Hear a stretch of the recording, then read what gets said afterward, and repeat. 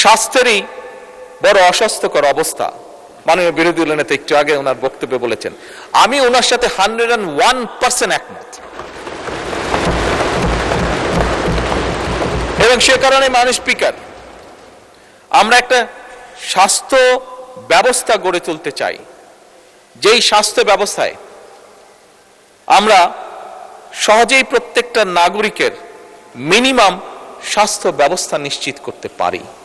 এই একটি স্বাস্থ্য ব্যবস্থা গড়ে তুলতে চাই। আমরা জানি গতকালকে এই পার্লামেন্টে আলোচনা হয়েছে যে আমাদের জনগণ, বিরাট সংখ্যক একটা জনগণ, পরিবারের কেউ যদি অসুস্থ হয় তার চিকিৎসা ব্যয় মিটাতে গিয়ে পরিবার নিঃস্ব হয়ে যায় একদম। এবং সেইটিকে লক্ষ্য রেখেই মাননীয় স্পিকার আমরা সিদ্ধান্ত গ্রহণ করেছি। গতকালকেই বাজেটে উপস্থাপন করা হয়েছে এবং তার বাইরে গতকালকে আমি এবং মাননীয় অর্থমন্ত্রী আলোচনা করে আমরা সিদ্ধান্ত নিয়েছি মাননীয় স্পিকার,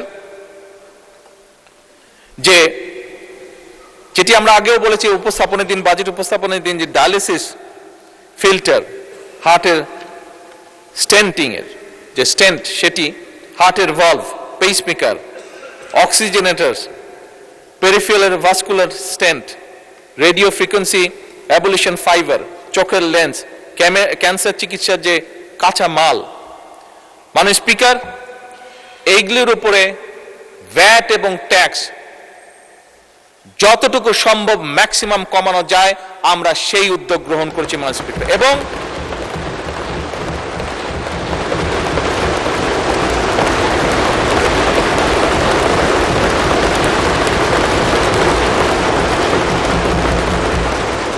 এর ফলে আমরা মাননীয় স্পিকার হিসাব করে দেখেছি, একজন মানুষের যদি এখন হার্টে স্টেন্ট করতে 1 লক্ষ টাকা লাগে, এই আগামী পরশুদিন থেকে মাননীয় স্পিকার এই বাজেট পাস হওয়ার সাথে সাথে সেই খরচটি নেমে অলমোস্ট 50%, অর্থাৎ 50% চলে আসবে।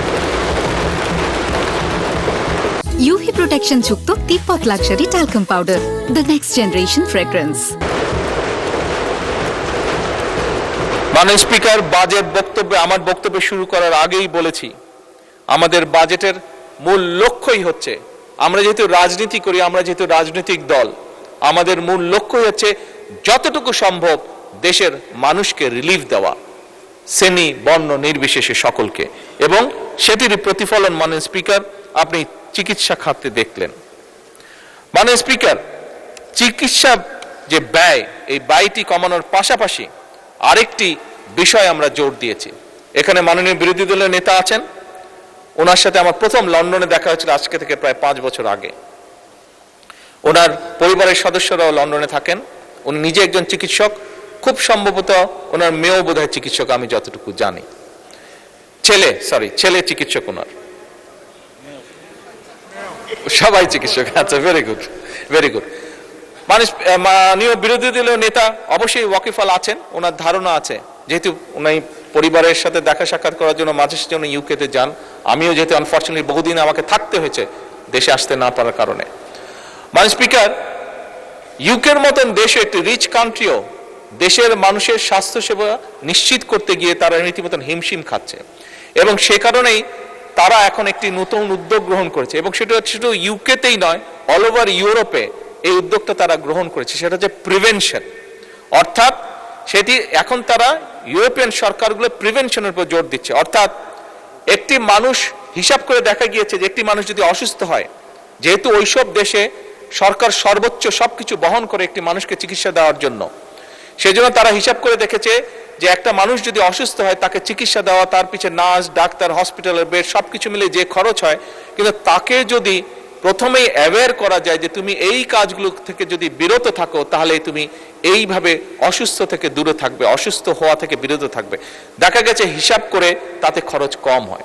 মাননীয় স্পিকার, আমরাও এখন সিদ্ধান্ত গ্রহণ করেছি যে স্বাভাবিকভাবে 20 কোটি মানুষের দেশ, এত মানুষকে চিকিৎসা সুবিধা দিতে গেলে মাননীয় বিরোধী দলীয় নেতা বলেছেন কিভাবে মানুষ ওয়ার্ড হসপিটালগুলোতে মাটিতে পর্যন্ত শুয়ে থাকে। বিরোধী দলীয় নেতার জানার জন্য বলছি, আমার কাছে একটি স্ট্যাটিস্টিক্স আছে, এটি সবার জানার জন্য বলছি।